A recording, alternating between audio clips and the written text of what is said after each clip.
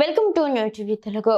తన నియోజకవర్గమైన పిఠాపురాన్ని ఆధ్యాత్మిక పర్యాటక కేంద్రంగా అభివృద్ధి చేసేందుకు ప్రణాళికలు వేగవంతం చేసినట్టు డిప్యూటీ సీఎం పవన్ కళ్యాణ్ తెలిపారు.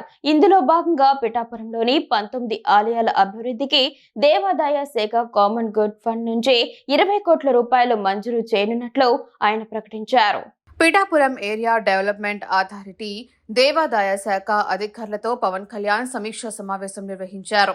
ఈ సందర్భంగా ఆయన మాట్లాడుతూ శక్తిపీఠం శ్రీ పూరుహుతిక అమ్మవారు, శ్రీ కుక్కుటేశ్వర స్వామి, శ్రీపాద, శ్రీ వల్లభ పీఠం వంటి ప్రఖ్యాత ఆలయాలున్న పిఠాపురాన్ని ఆధ్యాత్మిక కేంద్రంగా తీర్చిదిద్దే పనులు వేగంగా ముందుకు తీసుకువెళ్లాలని అధికారులను ఆదేశించారు. నియోజకవర్గంలో జీర్ణ వ్యవస్థకు చేరిన ఆలయాలను గుర్తించాలన్నారు. వాటికి పునరుజ్జీవం కల్పించేందుకు అవసరమైన నిధులను దేవాదాయ శాఖ సమకూరుస్తుందని పవన్ వివరించారు.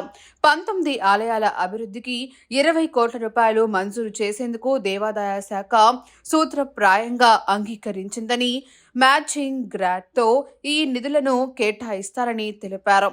ఆలయాల సమగ్ర అభివృద్ధికి సంబంధించిన ప్రణాళికలు సిద్ధమయ్యాయని ఆయన పేర్కొన్నారు.